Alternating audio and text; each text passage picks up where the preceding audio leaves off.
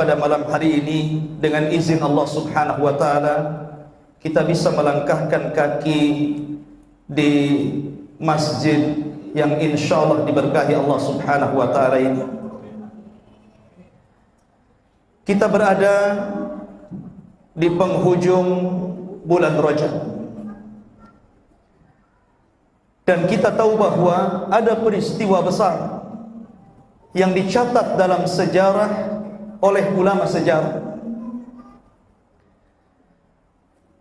Peristiwa itu dikenal dalam sejarah sebagai peristiwa Isra dan Mi'raj.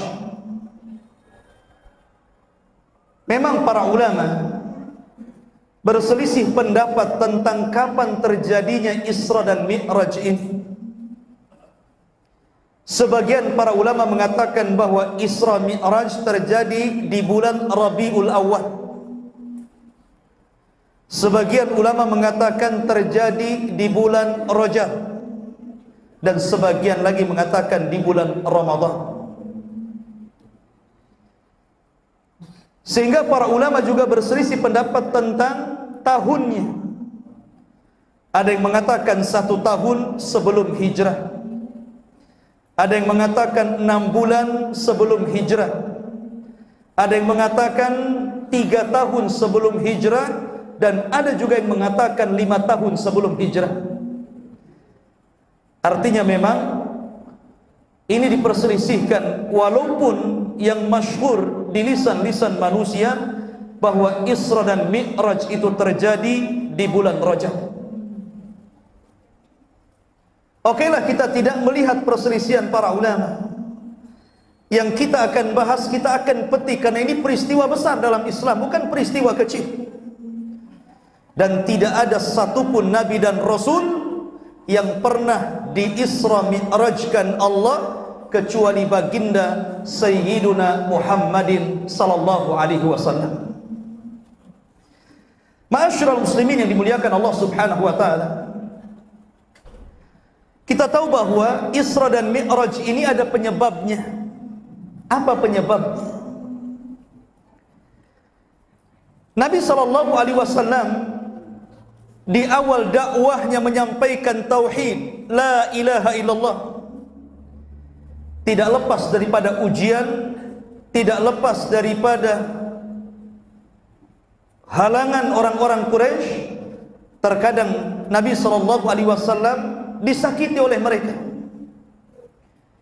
Akan tetapi karena di sekitar Nabi sallallahu alaihi wasallam ada yang masih sayang dengan Rasul, maka dakwah Nabi sallallahu alaihi wasallam walaupun sedikit demi sedikit mulai diterima di kota Mekah. Dan orang-orang itu ada 2. Pertama Abu Talib dan yang kedua Khadijah bintu Khuwailid. Tapi ketika kemudian Abu Talib meninggal dunia, maka mulailah orang-orang Quraisy berani untuk menyakiti Rasul. Bahkan orang yang paling rendah mereka berani meletakkan tanah di kepala Nabi sallallahu alaihi wasallam.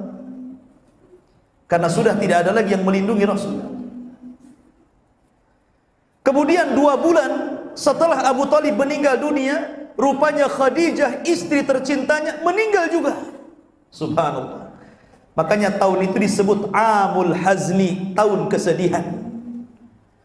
Karena Rasul ditinggal oleh 2 manusia yang paling berjasa dalam berdakwah. Dari sinilah kemudian Allah Subhanahu wa taala menurunkan surah Yusuf.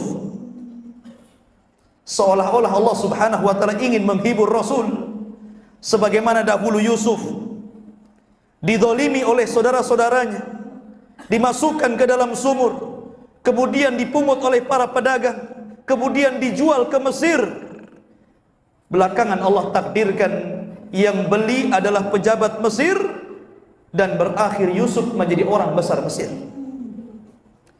Seolah-olah ingin mengatakan bahwa walaupun pamanmu meninggal dunia, walaupun Khadijah meninggal dunia, lihatlah Yusuf alaihi salatu wassalam.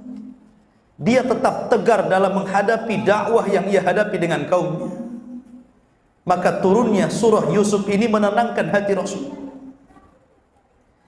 Dari situlah kemudian Nabi SAW mulai mencari areal untuk berdakwah di tempat yang baru. Karena di Mekah sudah tidak bisa lagi berdakwah. Maka Nabi SAW berjalan kaki sejauh 60 mil mengarah ke daerah yang disebut dengan Taif. 10 hari Rasul berdakwah di Taif.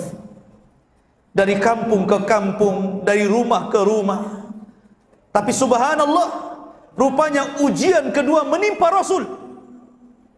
Karena orang-orang Taif juga kurang lebih dengan orang-orang yang ada di Mekah.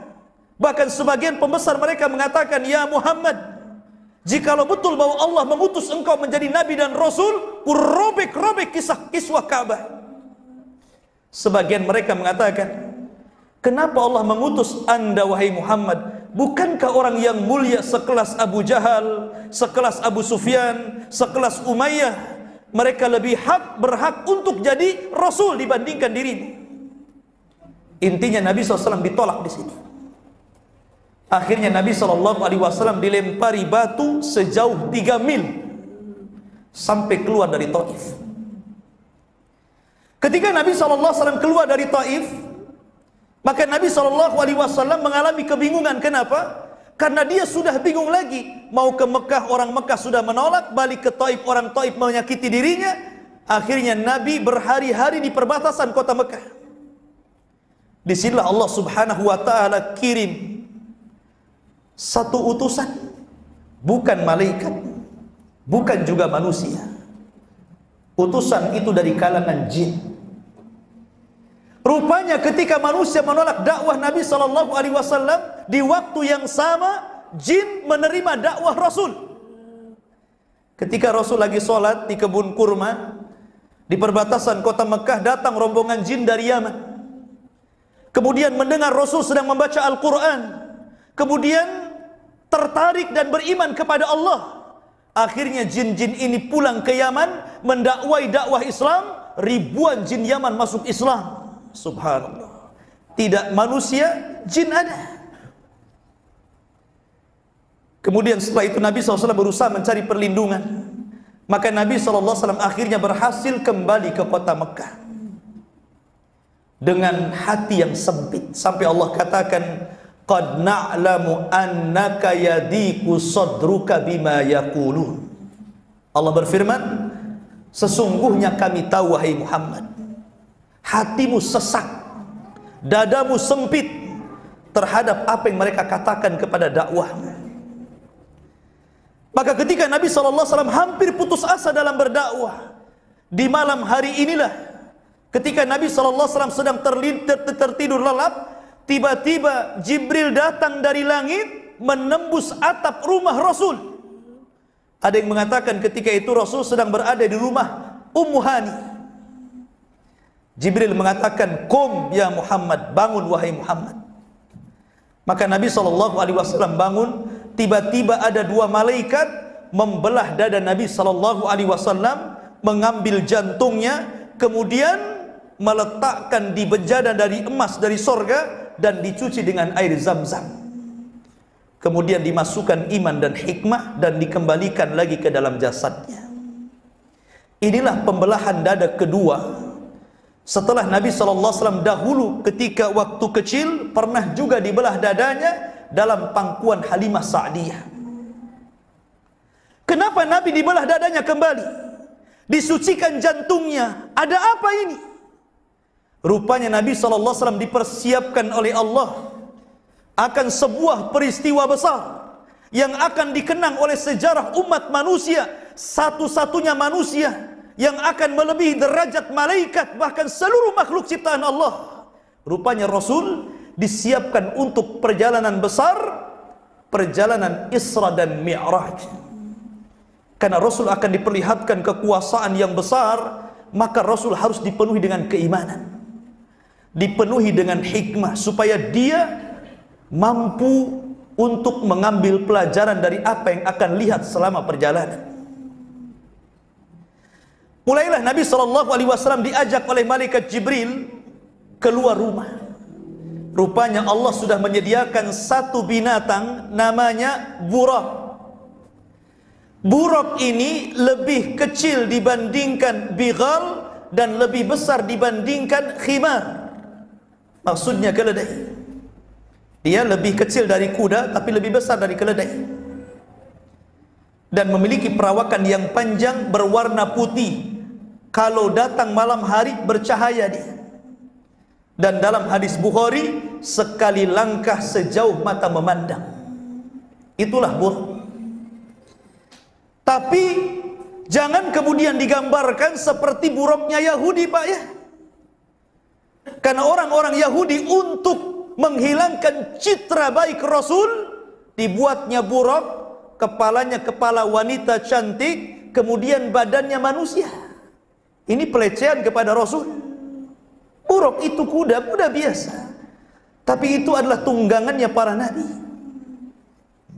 Seolah-olah karena Rasul banyak istrinya, sampai kudanya saja harus kepalanya seorang wanita. Itu kan pelecehan namanya.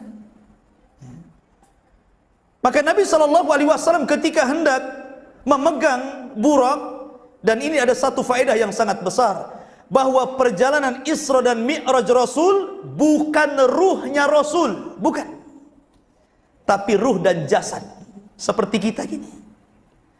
Sebab kalau seandainya perjalanan itu hanya ruh saja, buat apa pakai buraq? Langsung saja ruhnya melesat. Seperti orang bermimpi, ruh itu kan bisa kemana-mana tuh. Tapi karena perjalanan ini ruh dan jasad, maka diperlukan kendaraan. Dan kendaraan itu disebut buraq. Ketika Nabi SAW hendak menunggangi buraq, karena buraq ini kan gak pernah ditunggangi Rasul, ibaratnya bapak ibu naik kuda, kuda ini gak pernah ditunggangi siapapun. Kira-kira kuda ini mau gak? Pasti gak mau tuh. Pasti dia akan bergerak-gerak, risih. Maka buraq pun sama. Sehingga malaikat Jibril marah kepada buraq dan mengatakan, ya buraq, wallahi ma raqibah, tidaklah seseorang menunggangi kamu akram minhu, lebih mulia daripada dia. Maksudnya siapa? Nabi SAW. Barulah kemudian buraq tenang. Maka Nabi SAW kemudian naik dan melesat bersama Jibril menuju mana? Menuju Palestina. Ada yang mengatakan sebelum sampai di Palestina, Rasul singgah di dua tempat. Pertama Baitul Lahmin, tempat lahirnya Isa bin Maryam. Dan yang kedua Bukit Saina, tempat Musa mendapatkan Taurat. Makanya Allah bersumpah di dalam Al-Quran, wattini wazzaitun waturi sinina wahadhal baladil amin. Demi buah tin. Buah tin di mana? Di Irak. Wazaitun, demi buah zaitun. Zaitun di mana? Di Syam. Waturi sinin, Tursinah di mana? Bukit Saina di Mesir. Wahadal baladil amin, dan ini negeri yang aman di mana? Di Mekah. Allah bersumpah dengan 4 tempat.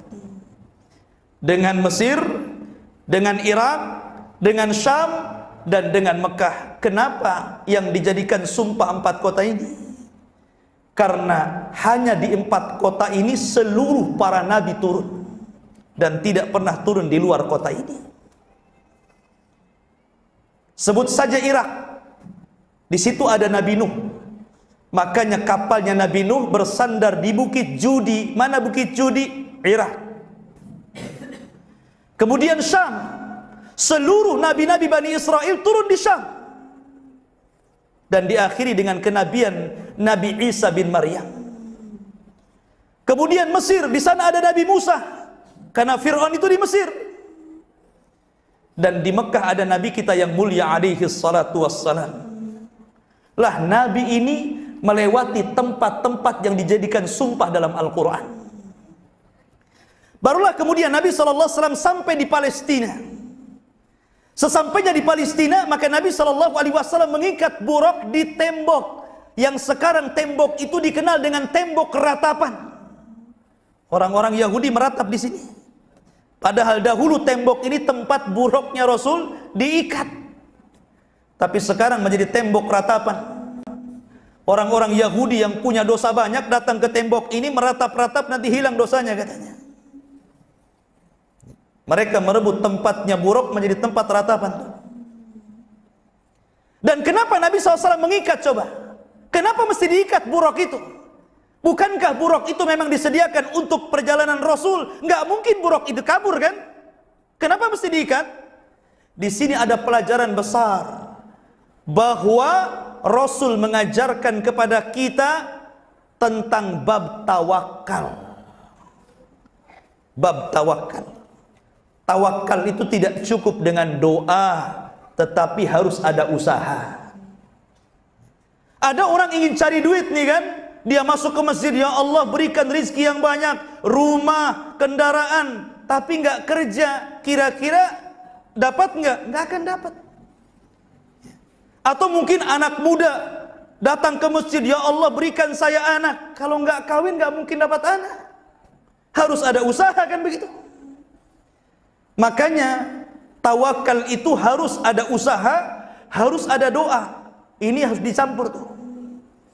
Makanya perhatikan satu hadis Nabi SAW.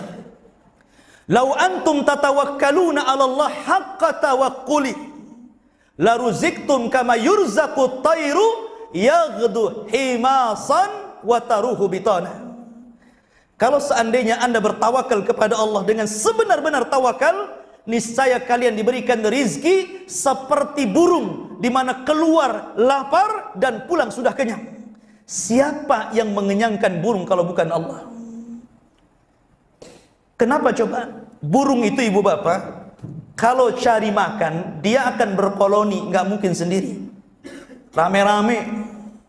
Kalau dapat satu burung makanan, dia akan bersiul ke kawan-kawannya, ngasih tahu di sini ada makanan, sehingga makanan sedikit dimakan bareng-bareng. Itulah bedanya burung dengan kita. Kalau kita dapat rizki itu diem saja, nggak mau ngasih tahu tuh saudaranya. Tapi kalau nggak dapat rizki baru ngeluh, ada kerjaan nggak ya? Itulah manusia. Makanya kenapa manusia itu tawakalnya kurang, karena selalu mengeluh. Makanya Rasul mempermisalkan kalau Anda tawakal, maka akan diberikan rizki seperti burung, karena burung itu tidak pernah mengeluh. Burung itu tidak punya kartu ATM ibu bapak. Nggak kerja juga burung, nggak ada yang jadi pekerja, nggak punya perusahaan. Burung itu tawakal luar biasa itu. Nggak ada yang sekolah. Dan tidak diberikan akal, hanya insting saja kan. Tapi siapa yang mengarahkan ke tempat makan kalau bukan Allah Subhanahu wa ta'ala? Maka Rasul mengajarkan tawakal dengan menambatkan buruk. Nggak mungkin buruk lari sebenarnya, tapi tetap saja sama Rasul ditambatkan. Di sini pelajaran besar tentang pentingnya tawakal. Kemudian setelah itu Nabi SAW masuk ke Masjidil Aqsa, masjidnya para Nabi dan Rasul, dan merupakan kiblat pertama kaum muslimin sebelum mengarah kiblat ke Baitullah Al-Haram. Masjidil Aqsa, masjid terbaik ketiga setelah Haram, kemudian Nabawi, kemudian Aqsa. Walaupun dalam pembangunannya Masjidil Aqsa itu dibangun setelah Masjidil Haram. Pertama Masjidil Haram dulu, baru Masjidil Aqsa, baru Masjid Nabawi belakangan. Kalau yang mendirikan Masjid Nabawi, Masjidil Haram, Nabiullah Ibrahim. Kalau yang mendirikan Masjidil Aqsa, Nabiullah Sulaiman. Makanya orang Yahudi sampai hari ini mereka berusaha untuk melobangi Masjidil Aqsa, mencari situs Haikal Sulaiman. Apa sih Haikal Sulaiman itu? Haikal Sulaiman itu bangunan Masjidil Aqsa yang pernah dibangun oleh Sulaiman. Itu dikorek-korek, makanya Masjidil Aqsa itu bolong bawahnya Pak. Karena orang Yahudi berkeyakinan kalau sudah dapat situs itu Haikal Sulaiman, maka mereka akan merobohkan Masjidil Aqsa, kemudian dibangun Haikal Sulaiman. Mereka bercita-cita kalau Haikal Sulaiman sudah terbangun, akan muncul seorang imam yang akan memimpin mereka perang dan akan menguasai dunia. Ini mimpinya orang Yahudi, dan Islam juga membenarkan. Tapi imamnya Yahudi itu maksudnya Dajjal. Kalau imamnya kita Imam Mahdi, ya kan? Makanya wajar kalau seandainya terakhir kita mendengar bahwa ketika pemimpin Amerika mendukung pengesahan tentang Israel, bahwa Yerusalem harus jatuh ke tangan Israel dan akan dijadikan pusat di mana Israel akan membentuk negara dan jadi ibu kotanya di Yerusalem. Sementara Yerusalem itu jantungnya Syam. Disitulah Yerusalem. Rupanya dua-duanya memiliki kepentingan. Yahudi punya kepentingan, Nasrani juga kepentingan. Tapi di akhir zaman Islam pun punya kepentingan, karena nanti pusat kekuatan kaum muslimin ada di Baitul Maqdis. Makanya Rasul ke sini, ke Baitul Maqdis. Kemudian Nabi SAW setelah mampir di Baitul Maqdis, maka Nabi SAW tiba-tiba ditawari 2 minuman, 1 susu dan 1 khamr. Subhanallah, Rasul ngikutin fitrahnya, diambil susu dan dibuang khamr. Makanya Jibril mengatakan, asabtal fitrah wa qad hudita wa hudiyat ummatuka. Sungguh engkau telah mencocoki fitrah, engkau akan diberikan hidayah dan umatmu juga akan diberikan hidayah. Maknanya bahwa Rasul dan umatnya akan senantiasa diarahkan kepada fitrah, padahal ketika itu khamr belum dilarang untuk diminum, tapi Rasul memilih susu, menunjukkan fitrah seperti itu. Makanya kemudian Nabi SAW setelah minum air susu langsung kemudian diangkat ke langit, dan ini peristiwanya sudah berbeda. Ini namanya Mi'raj. Kalau tadi Isra digambarkan dalam surah Al-Isra, dan Mi'raj digambarkan dalam suratul Najm dalam Al-Quran. Beda surat, dan terletak sama-sama di awal-awal surat. Mulailah Nabi SAW naik ke atas langit. Sesampainya di atas langit pertama, Nabi SAW bersama Jibril. Ketika itu Jibril mengetuk pintu langit, maknanya bahwa langit itu punya pintunya. Makanya di sini ada pertanyaan besar, kenapa Nabi tidak langsung naik dari Mekah ke Sidratul Muntaha? Kenapa mesti lewat Palestina? Kan bisa saja langsung dari Mekah. Kenapa mesti lewat Palestina? Ya. Karena pintu langit itu lewat situ. Pintu langit itu harus lewat Baitul Maqdis. Makanya Rasul naik dari situ dan turunnya juga di situ. Namanya orang masuk itu kan harus masuk dari pintu dan keluar dari pintunya. Makanya kemudian Nabi diangkat dari Baitul Maqdis sampai ke langit pertama. Maka malaikat penjaga langit mengatakan, "Man, siapa kamu?" Kata Jibril, "Ana Jibril, saya Jibril." "Wa man ma'aka, siapa yang bersamamu?" Kata Jibril, "Muhammad sallallahu alaihi wasallam." "Awa qad uhiya ilai?" Apakah dia sudah diutus Allah? Kata Jibril, "Ya."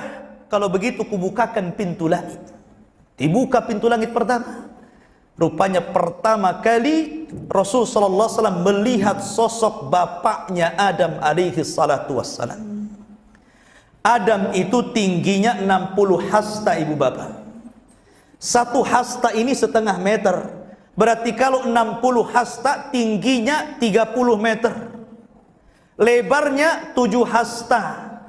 Berarti kalau lebarnya 7 hasta, berarti Adam itu lebar tubuhnya 3,5 meter kali 30 meter. Tuh tingginya Adam.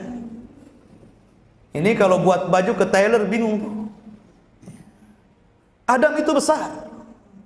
Dan nanti kita juga akan seperti Adam. Ketika orang masuk surga kan bentuk kita akan seperti Adam. Tingginya 30 meter, lebarnya 3,5 meter. Seluruh penduduk surga seperti itu. Jadi jangan kecil hati yang pendek-pendek. Nanti akan tinggi juga di surga. Karena nanti akan dipermisalkan dengan Adam. Ketika itu Nabi SAW diminta Jibril, "Ya Muhammad, salim ala abik." Wahai Muhammad, ucapkan salam kepada bapakmu. Maka Rasul mengatakan, "Assalamu alaika ya Adam." Keselamatan bagi engkau wahai Adam. Maka Adam mengatakan, "Marhaban binabiyyin saleh wabnin saleh." Selamat datang wahai Nabi yang saleh dan anakku yang saleh. Ketika itu Rasul melihat Adam menangis. Ketika Adam melihat ke arah kiri, beliau menangis. Ketika Adam melihat ke arah kanan, Adam tersenyum. Ada apa ini? Rupanya ketika Adam melihat ke kiri, karena dia melihat arwah-arwah, ruh-ruh dari umatnya yang diponis masuk neraka. Adapun ketika dia melihat ke kanan, ada ruh-ruh yang diponis masuk surga. Artinya keturunan Adam itu tidak semuanya masuk neraka dan tidak semua masuk surga. Ada yang masuk surga dan ada yang masuk neraka. Kemudian setelah itu Nabi SAW naik ke atas, ke langit kedua. Disinilah Nabi bertemu dengan Nabi Allah Isa bin Maryam dan Yahya bin Zakaria. Maka kemudian menyampaikan salam kepada keduanya. Kemudian naik lagi ke langit ketiga, bertemu dengan Nabi siapa? Nabi Yusuf. Kata Nabi SAW, Yusuf itu diberkahi oleh Allah karena diberikan separuh ketampanan Adam. Makanya di zaman Nabi Yusuf diutus, wanita-wanita itu yang melihat Nabi Yusuf sampai dikatakan waqatta'na aydiyana, dan kami potong-potong tangan. Gak terasa potong-potong tangan saking melihat ketampanan Yusuf itu. Tapi kalau perempuan siapa? Siti Sarah. Siti Sarah itu wanita tercantik dunia karena mewarisi separuh kecantikan Hawa. Jadi Adam itu tampan, Yusuf sudah tampan. Hawa itu cantik karena Sarah itu wanita tercantik. Macam mana pula Darwin mengatakan bahwa Adam itu seperti kera? Kera kan tak cantik ya. Masa kita keturunan kera gitu kan? Kita ini keturunan Adam. Biarinlah Darwin saja yang keturunan kera. Ya kan? Lah ini manusia yang sempurna Adam. Makhluk yang sempurna diciptakan oleh Allah dengan tangannya. Sampai-sampai Rasul mengatakan la tuqabbihil wajha wa la tadribil wajha. Jangan kau cela wajah manusia, jangan kau pukul wajah manusia, karena Allah menciptakan Adam ala suratihi, sebaik-baik bentuk. Makanya tidak boleh lagi marah itu main mencela muka, itu tidak boleh. Cuman kenapa rata-rata kalau marah sasarannya muka itu masalahnya? Kan banyak badan yang lainnya. Kalau dipukul mesti muka. Padahal Allah mengatakan lewat lisan Rasul, jangan cela muka, jangan pukul muka, yang lain saja. Ma'asyiral muslimin yang dimuliakan Allah Azza wa Jalla. Kemudian setelah mendapatkan Nabi Yusuf di langit ketiga, naik keempat. Rupanya berjumpa dengan Nabiullah Idris, dan Rasul membacakan ayat wa rafa'nahu makanan aliyya, dan kami angkat Idris ke langit keempat. Satu-satunya nabi yang meninggal di langit cuman Idris. Kisahnya gimana? Idris ini menggantikan Nabi Syith. Nabi Syith itu nabi kedua setelah Adam, pengganti Habil yang dibunuh Qabil. Nabi Idris ini diutus sebelum Nabi Nuh. Ketika melihat kerusakan di kaumnya, maka dia pun berusaha untuk memperbaikinya, sehingga Allah berikan balasan kepada Idris. Dia mendapatkan pahala setiap hari sebanyak kaum yang didakwahinya. Maka dia senang. Akhirnya dia meminta kepada Jibril untuk dipertemukan dengan malaikat maut agar diulur waktu kematiannya. Kata malaikat Jibril, boleh, kita temui dia. Kalau begitu saya angkat engkau ke langit. Nanti kalau sudah ketemu ngomong sendiri.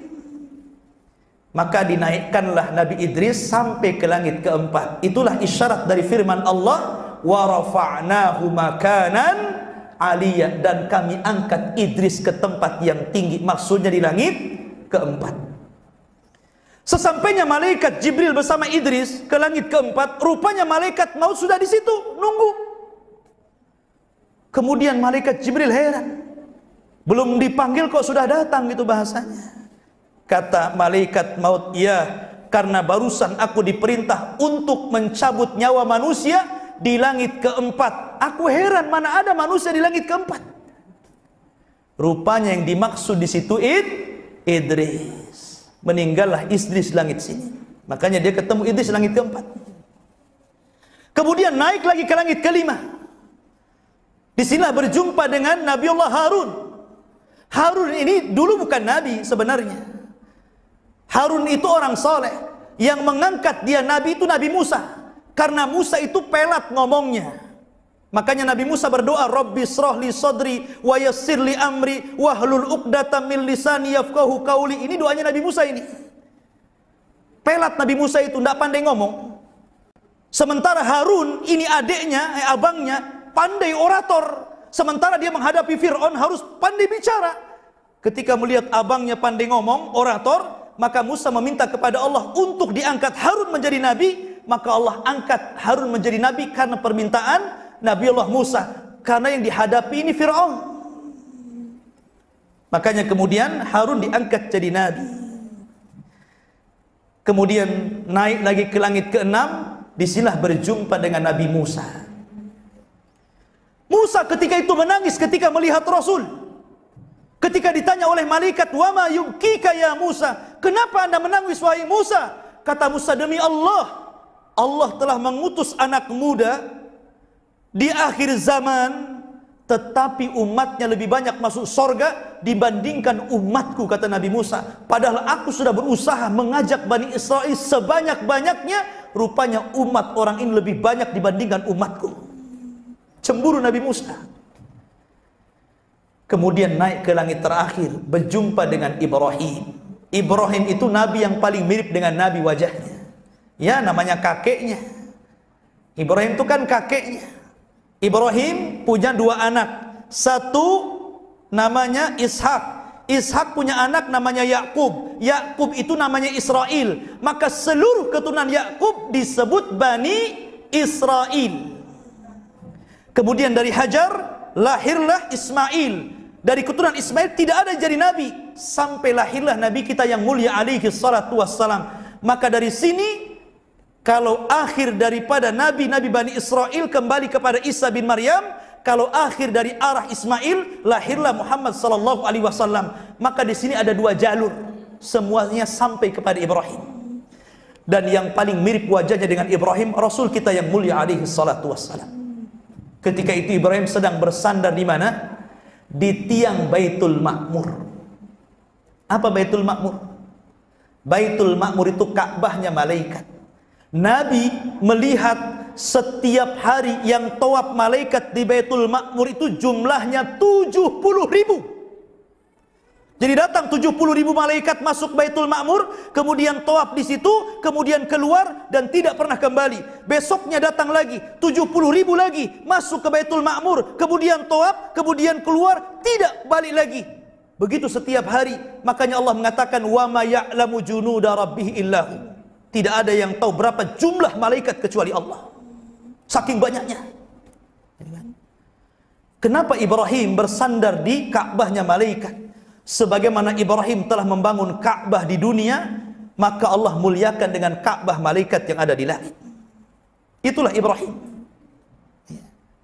Pertanyaan, para nabi itu kan banyak.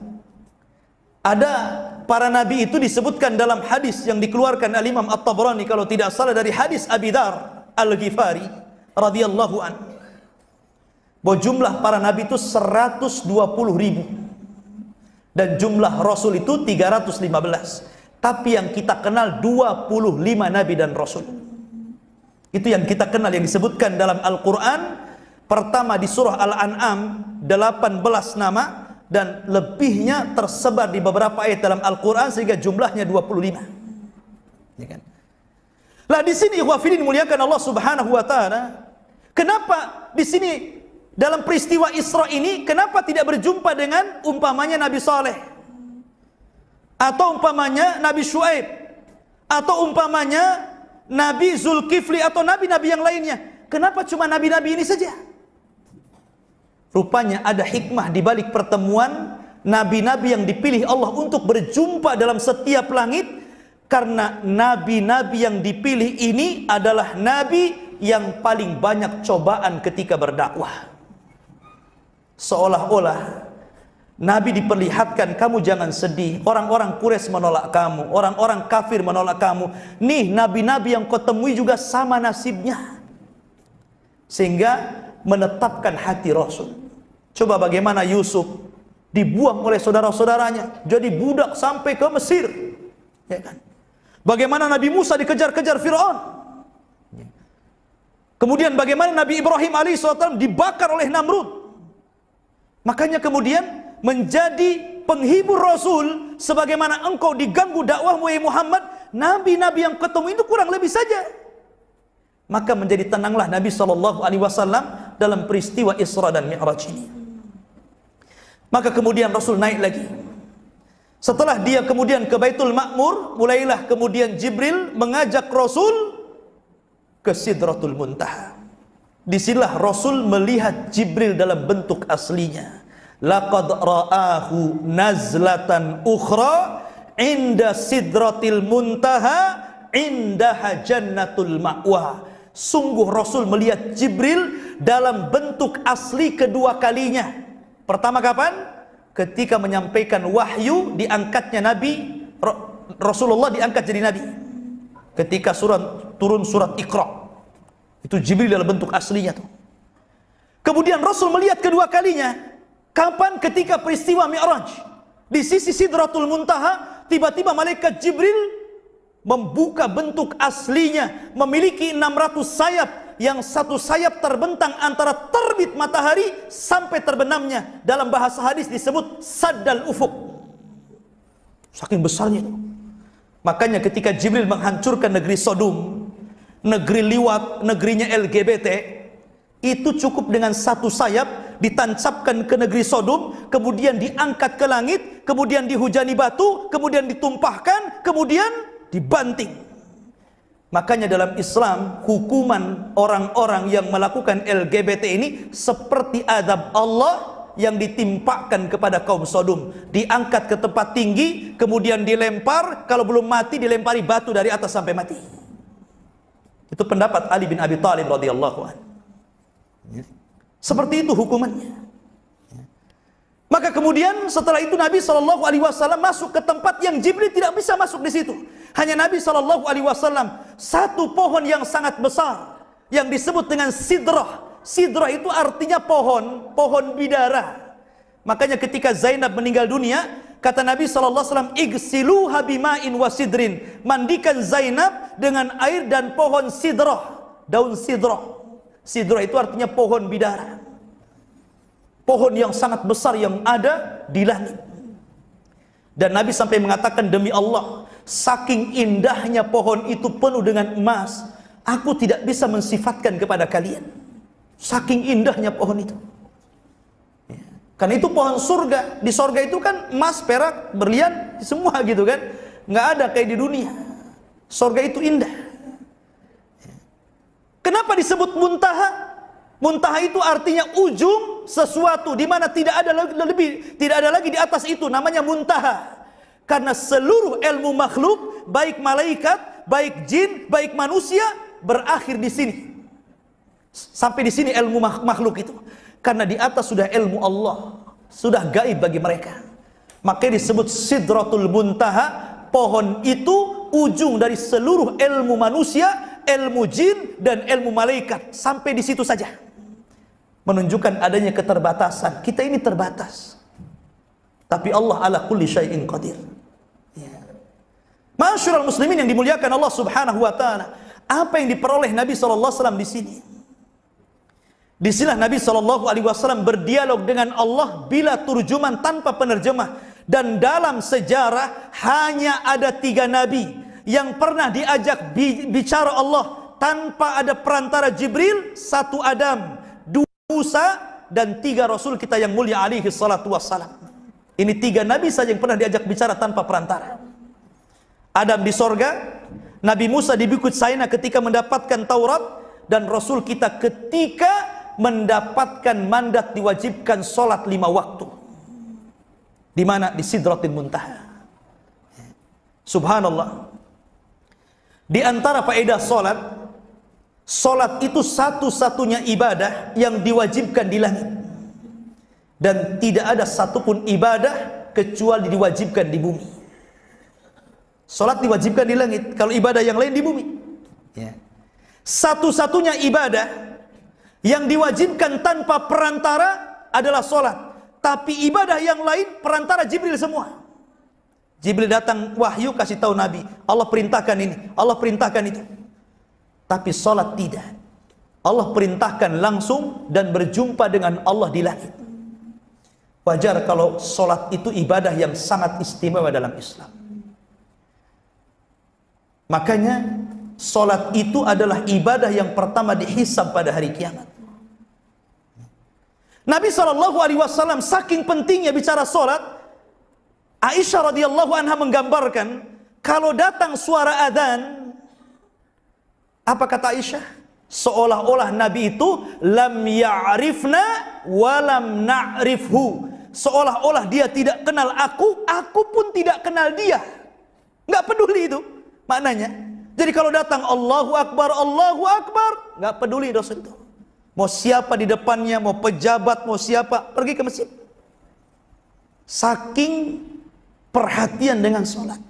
Karena suara adzan itu bukan suara kidung, Pak ya. Ikhwafidin yang dimuliakan Allah Subhanahu wa ta'ala. Jadi itu panggilan Allah. Betul-betul Allah yang panggil kita. Makanya kemudian dahulu Umar bin Khattab radhiyallahu an ketika pingsan, kita tahu bahwa seluruh khulafaur rasyidin yang mati wajar itu cuma satu, Abu Bakar.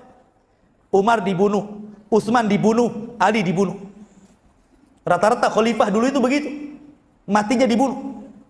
Kalau Abu Bakar enggak, dia sakit gara-gara mandi tengah malam untuk qiyamul lail di musim dingin, kemudian lantaran itu dia sakit kemudian meninggal. Tapi Umar ditusuk ketika sholat subuh. Ketika jadi imam, bayangkan. Rakaat pertama Allahu Akbar, datang Abu Lu'lu al-Majusi. Bawa badik di belakang, ditusuk-tusuk berkali-kali. Zaman itu nggak ada listrik masjidnya, Pak. Jadi orang bawa senjata, nggak bawa senjata, nggak tahu. Nggak ada PLN zaman itu. ATB juga nggak ada. Ya. Artinya bahwa masih kondisi gelap. Ya.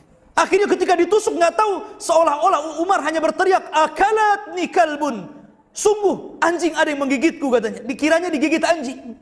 Padahal ditusuk oleh Abu Lu'lu. Sampai tembus ke depan. Akhirnya kehabisan darah. Kemudian Umar pun pingsan.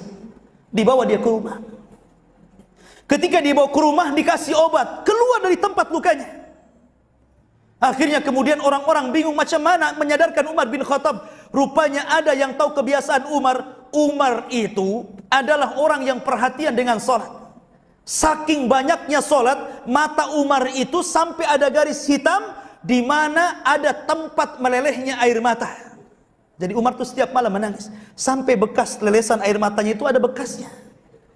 Tahu dia jalurnya kemana itu, harus air mata itu keluar dari mana. Kalau kita kan jarang menangis, makanya kalau menangis muncrat kemana-mana gitu, nggak ada jalannya. Ya kan? Lah Umar bin Khattab ini memang perhatian dengan sholat, sehingga ketika itu ada sahabatnya mengatakan, ya Amirul Mukminin, wahai Amirul Mukminin. Kemudian dia adzan di telinga Amirul Mukminin. Ketika dia adzan, tiba-tiba Amirul Mukminin terbangkit, bangun dan mengatakan, Allahu qad shallait. Demi Allah, aku sudah sholat atau belum tadi? Maka kemudian orang-orang mengatakan, engkau belum sholat wahai Amirul Mukminin. Akhirnya Umar pun sholat subuh dalam kondisi luka. Subhanallah. Orang pingsan diteriaki sholat bisa bangun, itu masalahnya. Anda ini nggak pingsan kan? Anda ini tidur saja. Sekarang corong masjid itu di mana-mana, tembus sampai ke rumah. Tapi suara adzan macam suara kidung, makanya tak bangun. Okelah yang tidur ya. Ini nggak tidur bangun, dipanggil-panggil adzan, kenapa juga nggak dengar? Parah orang kayak gini ini, seolah-olah mental. Kalau masuk telinga kanan, masuk keluar telinga kiri masih mendingan. Ini mental ini, nggak masuk ke telinganya. Ini kan aneh. Padahal kalau dia paham dalam sebuah riwayat, kalau dia tahu pahalanya panggilan adzan dan pahalanya sop pertama, maka dia siap mengundi berapapun harta yang dihabiskannya.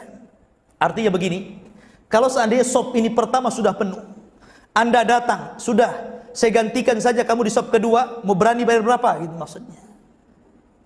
Oh 500 juta, ya sudah, saya kasih 500 juta, saya sop di situ. Itu maksudnya. Tapi nggak ada yang mengundi seperti ini kan, karena sopnya kosong semua, ngapain ngundi-ngundian? Yang ada malah nggak perhatian dengan sop, di situ masih kosong, di situ masih kosong, buat lagi sop di belakangnya gitu kan. Lah ini nggak tahu fikih sholat namanya. Lah sholat itu ibadah yang luar biasa, karena diwajibkan di langit. Kemudian Rasul diberikan oleh-oleh dua selain sholat. pertama awakhir surah Al-Baqarah. Jadi terakhir surah Al-Baqarah itu diturunkan di langit. Amanar rasulu bima unzila ilaihi wal mu'minun, terus sampai akhir ayat. Itu diturunkan di Sidratil Muntaha. Kemudian yang ketiga, dapat oleh-oleh bahwa Rasul dijanjikan setiap yang meninggal dan tidak menyekutukan Allah, maka dijamin masuk surga. Berarti oleh-oleh Rasul ada 3 ya. Pertama salat, kemudian akhir surah Al-Baqarah, dan dijanjikan setiap umatnya yang tidak melakukan kesyirikan akan dimasukkan ke dalam surga. Ketika itu kemudian Rasul turun. Ketika turun itulah Allah perintahkan seluruh malaikat yang ada di langit, seluruh para nabi yang ada di bumi untuk ikut turun bersama Rasul sampai di Baitul Maqdis. Sehingga Nabi SAW melaksanakan salat menjadi imam dan makmumnya para nabi dan Rasul serta para malaikat. Subhanallah. Ya. Luar biasa. Rasul jadi imam, di belakangnya para nabi, di belakangnya para malaikat. Seolah-olah kata para ulama, di sini ada isyarat dengan mengimaminya Rasul kepada para nabi dan Rasul, maka ini isyarat bahwa agama yang dibawa Rasul akan menjangkau kepada seluruh agama para nabi yang sholat di belakangnya. Maknanya bahwa Islam itu akan menyebar ke seantero dunia dan menjadi sebuah kenyataan. Coba daerah mana yang tidak ada muslimnya? Ya. Karena di sini ada isyarat di sini.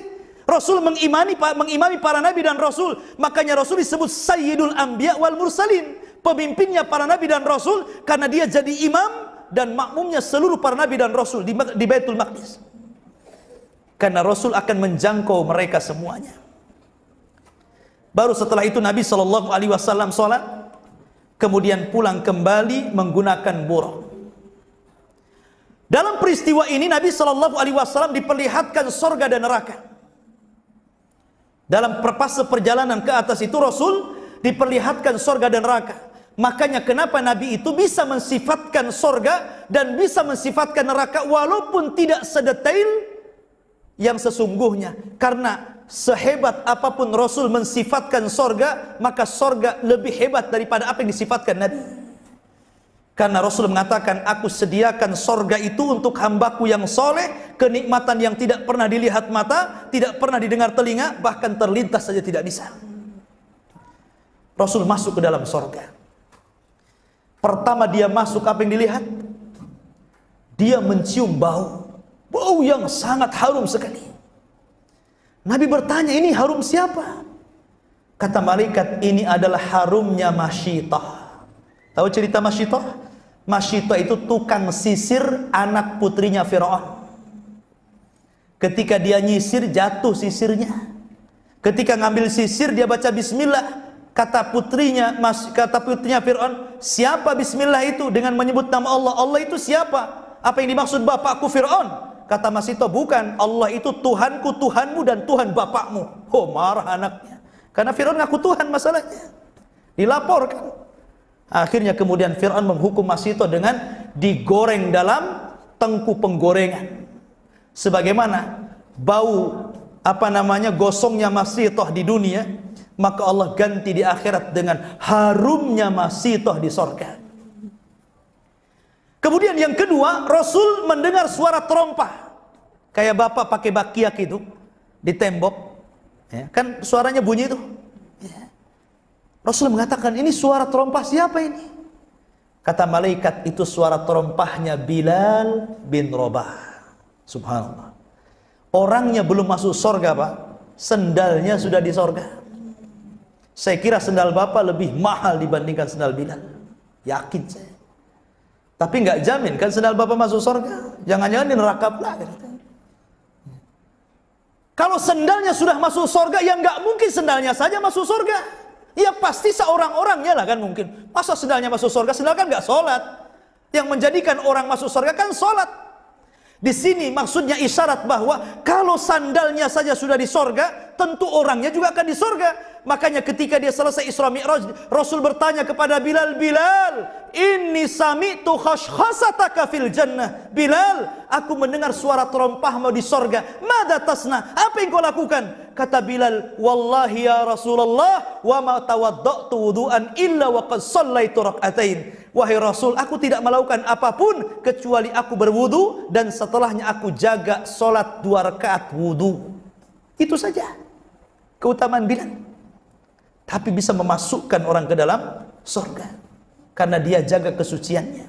Batal wudu lagi, batal wudu lagi, batal wudu lagi. Itulah Bilal bin Rabah. Ma'asyiral muslimin yang dimuliakan. Kemudian Nabi SAW melihat istana yang terbuat dari emas dan perak. Di sorga itu, masing-masing orang itu mendapatkan 2 istana. Waliman khafa maqama rabbihi jannatan. Bagi orang yang takut kepada Allah, maka dia akan diberikan 2 sorga, 2 istana. 1 milik dia dan 1 warisan dari orang kafir yang masuk neraka dan tidak pernah ke sorga, diwariskan kepada orang yang beriman. Tilkumul jannah uristumuha. Itulah sorga yang diwariskan mereka untuk kalian. Jadi dapat 2 sorga itu, 1 milik sendiri, 1 warisan orang kafir yang dikekalkan di neraka. Tetapi bukan berarti 1 orang cuma 2, tidak. Bisa punya istana 5, bisa 10, bisa 100, bisa 1000, tergantung amalannya di dunia. Makanya Rasulullah mengatakan, siapa yang membangun masjid di dunia, Allah bangunkan 1 istana di sorga. Kalau Anda membangun masjid 10, ya istananya 10, kan begitu. Ataupun hadis mengatakan, siapa yang membaca qul huwallah 10 kali dalam sehari, Allah bangunkan istana di sorga. Bukan qul huwallah, qul huwallah, qul huwallah, qul huwallah, bukan. Qul huwallahu ahad, Allahus samad, lam yalid walam yulad walam yakul lahu kufuwan ahad. 1 gitu kan. Sampai 10. Baru Allah bangunkan 1 rumah di sorga. Jadi orang itu tergantung amalannya, berapa istana di sorga. Kalau di dunia saja Pak, orang punya kos-kosan 9 sudah bangga. Ya kan? Kemudian buat lagi 9, makin bangga. Buat lagi 9, makin bangga. Harusnya kita juga bangga dengan banyaknya rumah di sorga. Begitulah seorang mukmin. Taib. Dan banyak lagi kenikmatan yang dilihat Rasul. Kemudian Rasul juga diperlihatkan neraka. Salah satu yang diperlihatkan apa? Ada orang yang kukunya dari besi sedang mencakar-cakar mukanya. Rasul heran. Mahadhan, ada apa ini? Subhanallah, mahadhan. Apa ini? Maka Jibril mengatakan, itulah orang-orang yang ketika di dunia mereka suka melakukan ghibah. Suka melakukan ghibah, yaqauna fi a'radin nas. Mereka mencaci maki pada kehormatan manusia. Seperti itu. Ya. Dan ghibah itu artinya dzikraka akhaka bima yakrah, menceritakan saudaranya, dan kalau saudaranya dengar itu tidak suka. Maknanya di sini, walaupun cerita kita baik, kalau dia nggak suka itu ghibah namanya. Apalagi kalau diceritakan itu keburukannya, makin ghibah lagi. Ya. Ustadz yang saya ceritakan itu benar ada pada dia. Kalau memang benar ada, maka engkau sudah menggibahnya. Kalau memang tidak ada, berarti engkau berdusta atas nama dia. Maka selamatnya lisan ini lebih baik dikunci. Falyakul khairan auliyas. Katakan yang baik kalau tidak bisa diam. Karena ngeri dosa lisan itu. Dari sekujur tubuh kita ibu bapak, yang banyak melakukan dosa itu lisan. Sebutkan dosa apa yang tidak ada di lisan, ada semua. Kalau tangan paling mukul, paling bunuh, selesai. Ya kan? Kaki paling nendang, mata paling melotot, kuping paling dengar gitu kan, yang diharamkan. Kalau lisan ini semua ada. Negara bisa perang gara-gara lisan. Persaudaraan bisa retak gara-gara lisan. Orang bisa saling bunuh-bunuh gara-gara lisan. Ya. Semua gara-gara lisan. Ya. Orang mengajak kepada kesesatan seperti nabi-nabi palsu zaman sekarang gitu kan. Lisan juga yang ngomong. Gitu kan. Jadi semua sesat, semua kebaikan, keburukan itu ada di lisan. Makanya Rasul mengatakan kepada Mu'ad, jaga lisan wahai Mu'ad, karena kebanyakan orang masuk neraka itu diakibatkan lisan-lisan mereka. Maka di sini Nabi SAW menggambarkan bagaimana orang yang suka melecehkan kehormatan orang dengan mencakar-cakar ini. Ada juga Nabi melihat Ada orang yang sedang berenang di air darah. Setiap ke pinggir, kemudian dibuka mulutnya, dimasukkan batu. Setiap ke pinggir dimasukkan batu, sebagaimana riwayat Samurah bin Jundab dalam Sahih Bukhari.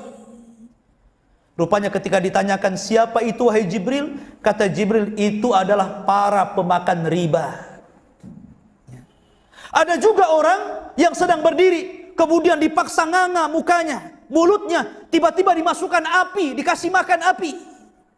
Kemudian ditanya, ini siapa wahai Jibril? Kata Jibril, inilah pemakan harta anak yatim. Makanya Allah mengatakan, innal ladina ya'kuluna amwalal yatama dzulman innama ya'kuluna fi butunihim nara. Orang-orang yang memakan harta anak yatim, hakikatnya dia memasukkan api ke dalam perutnya. Dan banyak lagi, subhanallah. Intinya bahwa Nabi diperlihatkan neraka dan sorga. Kemudian setelah Nabi SAW melakukan perjalanan Isra dan Mi'raj, Rasul kembali ke Mekah. Sesampainya di Mekah, Nabi SAW tertidur sebentar karena memang lelah letih. Kemudian Rasul terbangun di pagi hari, tiba-tiba lapang dadanya, subhanallah. Yang tadinya sempit, yang tadinya sesak, yang tadinya hampir putus asa, hanya separuh malam melakukan perjalanan, besok harinya sudah lega. Alam nashrah laka sadrak. Bukankah kami telah lapangkan dadamu wahai Muhammad? Dadanya lapang, siap berdakwah dia. Kemudian dia ngomong sama Ummu Hani, wahai Ummu Hani, izinkan aku akan ceritakan kisah ini kepada orang-orang Quraisy. Kata Ummu Hani, ngapain wahai Rasul? Orang-orang tidak akan percaya dengan kamu. Bagaimana mungkin perjalanan 1 bulan dari Mekah ke Baitul Maqdis kau tempuh hanya beberapa waktu di malam hari? Bagaimana mungkin perjalanan ribuan tahun sampai ke Sidratul Muntaha engkau bisa melakukan hanya separuh malam? Apa kata orang? Gak usah diceritakan. Tapi Rasul berazam, tidak, ini harus diceritakan. Akhirnya Nabi keluar ke Ka'bah. Baru sampai di Ka'bah dia duduk. Pertama yang lewat siapa? Abu Jahal. Ini yang pertama kali yang lewat. Abu Jahal kok nampaknya Rasul ini ada yang mau disampaikan. Didekati sama Abu Jahal dan mengatakan, masya'nuka ya Muhammad. Hei Muhammad, nampaknya ada yang mau disampaikan nih. Ada apa ya? Maka Nabi SAW mengatakan, semalam saya begini, macam-macam. Abu Lahab langsung serius dan mengatakan, ya Muhammad, bagaimana kalau seandainya aku fasilitasi kamu? Kukumpulkan manusia, kau ceritakan apa yang sudah kau ceritakan kepada aku yang kumpulkan semuanya. Istihza, mengolok-olok Rasul. Karena Abu Jahal paham tidak mungkin ada orang yang percaya, yang ada justru akan menjelek-jelekan Rasulullah. Kata Abu Jahal dengan seriusnya, biar saya kumpulkan manusia, katanya. Oh, mantap Abu Jahal ini. Tapi bukan untuk kebaikan, memang sengaja untuk menghina Rasul. Maka Abu Jahal berteriak-teriak, ya Bani Ka'ab istami'u. Wahai Bani Ka'ab, wahai Bani Fulan, kemari. Karena yang manggil tokoh masyarakat, pemimpin, seluruh orang Quraisy kumpul. Kata Abu Jahal, ya Muhammad, akhbirhum kama akhbartani. Muhammad, habarkan cerita yang kau ceritakan kepadaku semalam. Habarkan kepada mereka, janjimu kau akan bercerita kepada mereka. Ini orang sudah kumpul semuanya. Akhirnya Rasul bercerita kepada mereka bahwa semalam saya begini, subhanallah. Seluruh orang tiba-tiba tertawa, saking kehabisan tertawanya sampai mereka pukul-pukul kepala.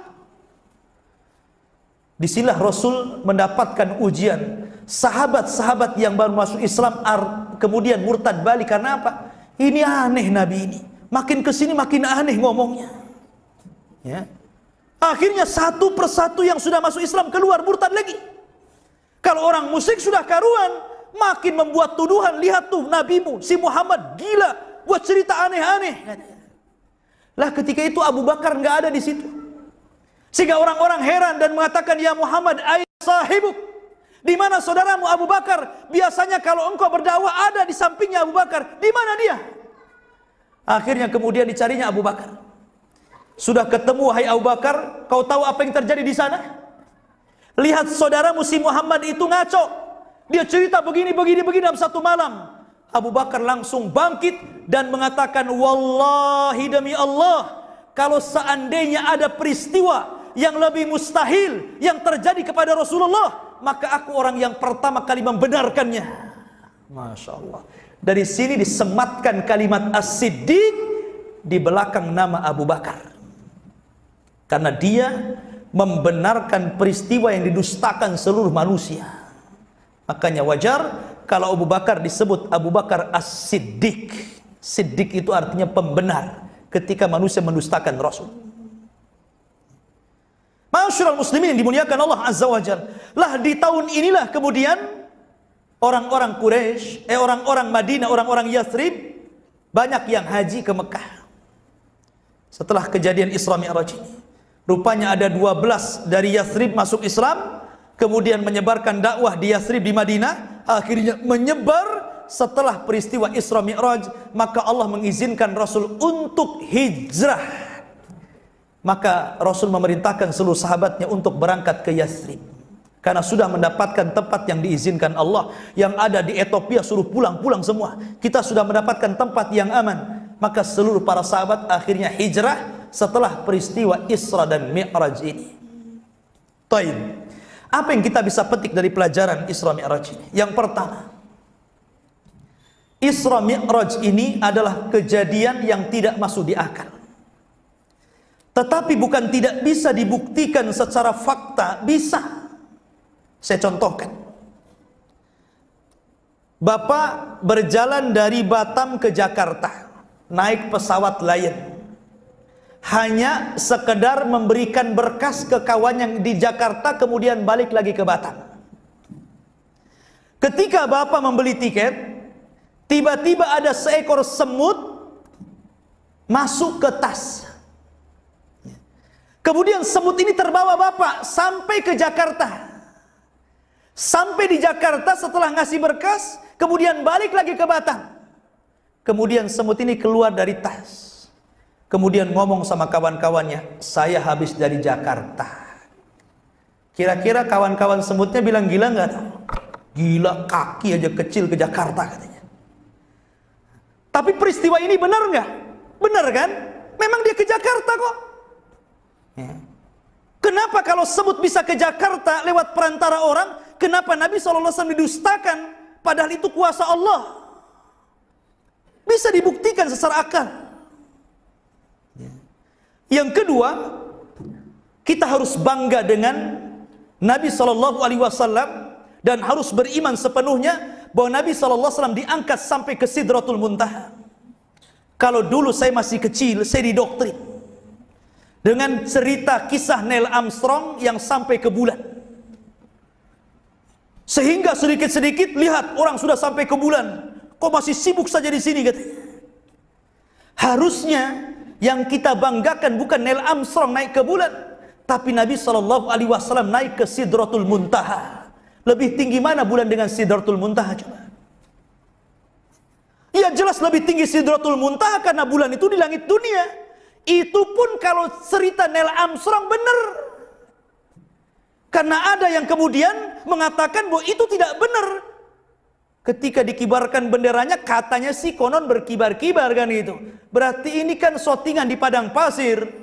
Ya. Okelah kita benarkan dia sampai ke bulan. Kita tidak dustakan. Memang ada orang yang sampai ke bulan. Tapi kita tidak pernah bangga. Justru kita harus bangga dengan Nabi SAW yang bukan hanya sampai ke bulan, tapi sampai ke Sidratul Muntaha. Lebih hebat daripada Neil Armstrong. Kalau Rasul turun membawa syariat solat, Neil Armstrong ini bawa tanah dari bulan. Mulia mana itu tanah dengan solat? Tanah diinjak gitu kan. Solat ibadah kepada Allah. Kita harus bangga dengan Nabi SAW. Makanya kalau kita cerita, kita tidak hendak membeda-bedakan para nabi dan rasul. Karena Allah mengatakan la nufarriqu baina ahadin mir rusuli. Kita tidak boleh membeda-bedakan antar para nabi dan rasul. Tetapi kalaulah seandainya kita katakan bahwa Nabi Musa alaihi salatu wassalam, ya, ataupun Nabi Idris alaihi salatu wassalam, dia sampai ke langit keempat, maka Rasul sampai ke Sidratul Muntaha. Kalau dikatakan bahwa ada masuk surga, Rasul juga masuk surga. Bahkan kemuliaan Rasul jauh menjangkau kemuliaan Adam. walaupun malaikat sujud kepada Adam, tapi kan sujudnya satu kali saja. Karena menggunakan fi'lul madi dalam bahasa Arab itu kata kerja bentuk lampau. Fasajadu illa iblis. Malaikat sujud kecuali iblis. Sajad itu fi'il madi, kata kerja bentuk lampau. Artinya sujudnya malaikat kepada Adam itu satu kali saja. Tapi solawatnya para malaikat kepada Rasul itu menggunakan bahasa fi'lul mudhari, kata kerja bentuk sekarang dan yang akan datang.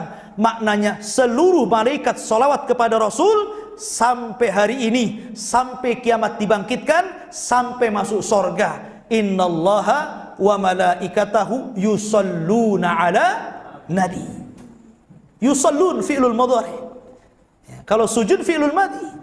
Maka di sini ikhwan bahwa kita ini punya nabi yang luar biasa, melebihi seluruh nabi-nabi dan rasul.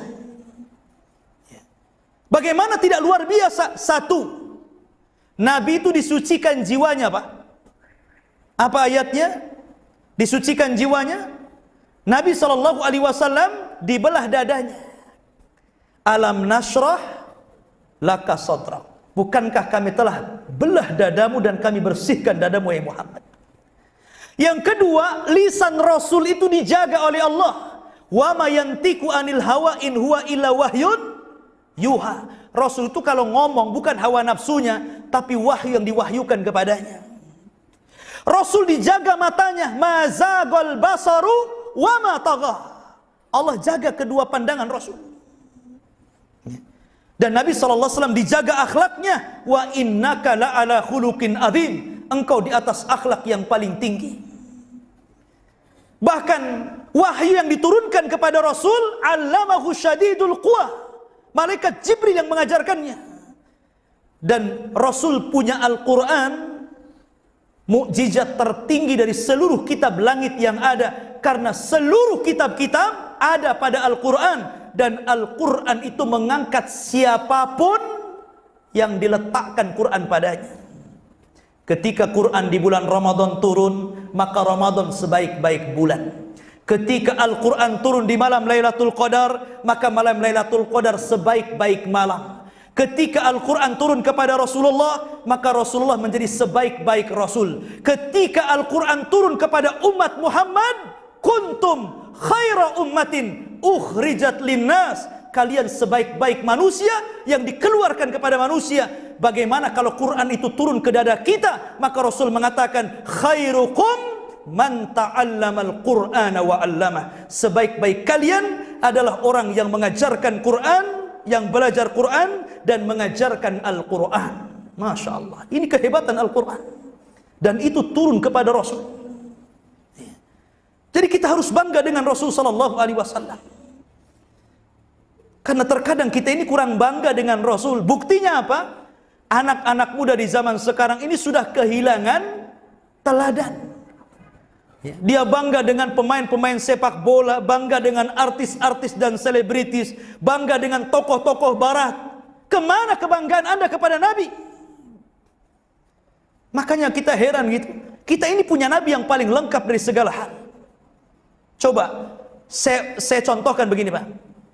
Kalau ada orang kena musibah, kalau orang sebutkan musibah apa, kalau Anda melihat figur Nabi, tenang kita.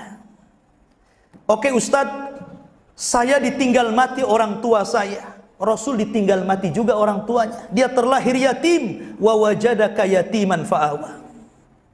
Rasul, anak saya, Ustadz, anak saya banyak yang meninggal. Rasul juga anak-anaknya meninggal. Dia punya anak 7, 6 meninggal ketika Rasul masih hidup. Baru Fatimah yang meninggal 6 bulan setelah Rasul wafat. Tapi seluruh putrinya, seluruh putranya meninggal ketika Rasul masih hidup. Jadi kalau antum atau ibu bapak meninggal anaknya, Rasul juga meninggal anaknya. Ustadz, saya ini sudah lama kerja, hanya ngojek online saja, penghasilan segini, asih miskin. Rasul juga sama, 15 tahun jadi pengembala kambing. Berapa gaji pengembala kambing coba? Dan mungkin kalau antum dibuat pengembala kambing, mikir-mikir juga lah, kan gitu kan? Ini penggawa. Rasul 15 tahun jadi pengembala kambing. Oke, kalau kita bicara dakwah, Kita baru nasihati orang, sudah dimarahi. Rasul bukan dimarahi, dicaci maki. Kita tidak pernah berdakwah dilempari orang. Kita tidak pernah berdakwah diserbu orang mau dibunuh. Kita tidak pernah berdakwah berusaha dikejar-kejar orang-orang Quraisy untuk diambil kepalanya dan dihadiahi. Tapi Rasul semuanya sudah ada. Ada pada Nabi. Apapun musibah yang menimpa kita pernah ditimpa Rasul. Anda pernah kelaparan? Rasul pernah kelaparan. 3 hari tidak makan. Makanya kalau orang melihat sejarah Rasul itu tenang. Orang itu kadang ngeluh karena tidak pernah melihat nabinya pernah diuji seperti yang Allah uji kepada kita. Tapi kalau seandainya kita terus mengaca kepada Rasul, bagaimana akhlak Rasul, bagaimana musibah yang ditimpakan Allah kepada Rasul, demi Allah, musibah yang ditimpakan Allah kepada kita tidak secuilnya dari musibah yang ditimpakan kepada Rasul. Karena Rasul mengatakan asyaddal bala indallahil anbiya, seberat-berat ujian yang Allah uji pertama para nabi, kemudian orang-orang yang mengikutinya. Maka kita harus bangga. Ya, maka peristiwa Isra Mi'raj ini mengajarkan kebanggaan kita kepada Nabi Shallallahu Alaihi Wasallam. Kemudian yang ketiga, di sini kita dianjurkan untuk memperhatikan sholat. Sholat itu ibadah yang luar biasa. Jangan sampai dilalaikan. Sampai-sampai Nabi Shallallahu Alaihi Wasallam pernah mengatakan, kalau seandainya Anda ini mandi sehari 5 kali, kira-kira bersih nggak Pak? Pagi mandi, siang mandi, sore mandi, malam mandi, jam 3 mandi. Sehari mandi 5 kali, bersih nggak kira-kira badan kita? Bersih. Yang ada kayak mujair dalam air terus kan begitu. Itulah sholat. Kalau setiap hari 5 kali kita sholat, bersih dari dosa kita ini. Asik dicuci saja setiap hari. Jadi orang yang melakukan dosa itu maka bisa dihapus dengan sholat. Karena dalam sholat itu ada istighfar, ada pengagungan kepada Allah, ada membesarkan Allah, macam-macam doa dalam sholat itu. Jadi kalau kita menjaga sholat 5 waktu, bersih dosa kita. Itulah bagaimana kemudian Nabi SAW mengajarkan para sahabatnya agar anak-anak di usia 7 tahun itu suruh dididik sholat. Kata Rasul apa? Muru auladakum bis sholati wahum abna'us sab'in. Perintahkan anak-anakmu sholat di usia berapa? 7 tahun. Ingat Pak ya, kalau Bapak punya anak usia 7 tahun sudah harus cerewet kita ini. Nak bangun sholat, sholat nak, sholat nak. Dan harus sabar karena Allah mengatakan dalam Al-Quran, wa'mur ahlaka bis sholati wastabir alaiha. Perintahkan keluargamu untuk sholat dan sabar ketika memerintahkannya. Karena usia 7 tahun, ibu ya di belakang. Coba ibu punya anak 7 tahun, bangunkan di waktu subuh. Kira-kira bisa nggak tuh? Kalau bapaknya tidur ya nggak bisa lah. Susah yang bangunkan anak 7 tahun di usia 7 tahun bangun nah subuh kalau nggak dibiasakan. Ya. Kadang 10 kali nggak mau bangun. Nih anak sudah bangun nih, kadang-kadang sambil ke kamar mandi itu masih tidur dia. Kemudian sampai kamar mandi kalau nggak tunggu, tidur di kamar mandi dia. Makanya mulai dari dibangunkan, ditunggu, jalan juga diantar, di kamar mandi ditunggu lagi, keluar kamar mandi ditunggu, sholat ditunggui, baru setelah sholat tenanglah orang tua. Kalau nggak gitu nggak sholat anak itu. Makanya disebut apa? Wastabir alaiha, suruh sabar kita. Kalau usia 7 tahun kok nggak mau juga, degil juga gitu kan, kayak bapaknya umpamanya. Maka Rasul mengatakan wadribuhum wahum abna'u ashrin. Pukul. Kalau 10 tahun nggak mau sholat, pukul kata Rasul. Tapi hindari jangan memukul wajah. Pukul kakinya, pukul pahanya, pukul perutnya gitu kan. Ya pukul, maksudnya mukuli bukan nyiksa. Kata Rasul, alikis sautu fil jidar. Apa kata Rasul? Ikatkan pecut di tembok. Untuk apa? Untuk nakuti anak-anak. Nah, sholat enggak? Itu apa sholat? Nah, begitu ya. Kalau mau itu saya turunkan. Kalau mau sholat, biarkan dia di situ. Seperti itu. Rasul sampai mengajarkan menakut-nakuti anak itu kan. Artinya apa? Ditakut-takuti dengan takut yang bukan menyelisih akidah. Karena ada orang tua nakut-nakuti anak itu akhirnya jadi penakut. Jangan keluar. banyak setan, banyak hantu, banyak genderuwo. Nggak boleh. Ya. Setan itu musuh kita. Harusnya kita doktrina kalau ada genderuwo cekik saja. Ya. Kalau ada setan pukul saja. Harusnya seperti itu. Ya. Karena kalau seandainya ditanamkan takut sama setan, setan musuh kita. Akhirnya dia sampai dewasa, sampai tua, sholat malam gak berani bangun. Kenapa? Takut setan. Apalagi rumahnya di pinggir kali, banyak anjing, ada kuburan, mati lampu, makin takut kan itu. Lah tapi kalau orang dididik tauhid, dari kecil kita didik tauhid. Saya ada kisah dulu waktu saya kuliah di Timur Tengah. Orang-orang Baduy itu usia sekitar 7 tahun, 10 tahun. Itu orang jauh-jauh. Sekitar 5 kilo rumahnya. Ada yang di sebelah sana, ada yang di sebelah sana, di sebelah sana. Orang Baduy. Ya. Orang Baduy itu nggak punya listrik. TV aja nggak punya di sana itu. Tapi ngaji ke markas kita. Ngaji Quran. Ya. Itu kalau pulang tuh jam 9 malam. Jam 10 malam. Kadang sendirian. Itu usia 7 tahun, 8 tahun, 9 tahun, 10 tahun. Itu jalan sendiri. Ada yang 2 kilo, ada yang 3 kilo. Tapi nggak ada yang takut. Jadi saya tanya, saya takut-takuti anak-anak itu. Ya, nanti ada setan loh. Nanti begini, begini, begini, begini. Nggak takut. Kenapa? Karena mereka dari kecil nggak pernah nonton sinetron genderuwo. Nggak pernah dia. Jadi nggak pernah tergambar setan kayak apa. Yang tahu mereka jin, iya gitu saja. Tapi kita kan karena ditontonkan banyak macam sinetron, ada suster ngesot, ada ini itu macam-macam, akhirnya anak itu udah takut duluan tuh. Lah, jangan seperti itu didik anak itu. Ajarkan keberanian. Saya contohkan nih. Salah satu bibi Rasul namanya siapa? Sofiyah. Itu bibinya Rasul. Sofiyah punya anak namanya Zubair bin Awam. Zubair bin Awam ini adalah farisur Rasul. Dia kalau naik kuda pegang 2 pedang, nggak tarik pelana dia. Orang kalau naik kuda dipegang pelana, ini enggak. Saking ahlinya berkuda, 2 tangannya pegang pedang dan dia bisa memacu kudanya dengan kakinya. Rupanya tarbiyah ini dari siapa? Dari ibunya, bibinya Rasul Sofiyah. Sofiyah menceritakan, jadi ketika Zubair bin Awam ini masih kecil, Zubair kecil ini usia 7 tahun, 10 tahun. Kalau zaman dulu itu kan tidak ada toilet di rumah. Kalau zaman sekarang kan enaknya anak mau kencing mau apa tinggal toiletnya di samping rumahnya, di samping kamarnya. Zaman dulu kan nggak kayak gitu. Ya.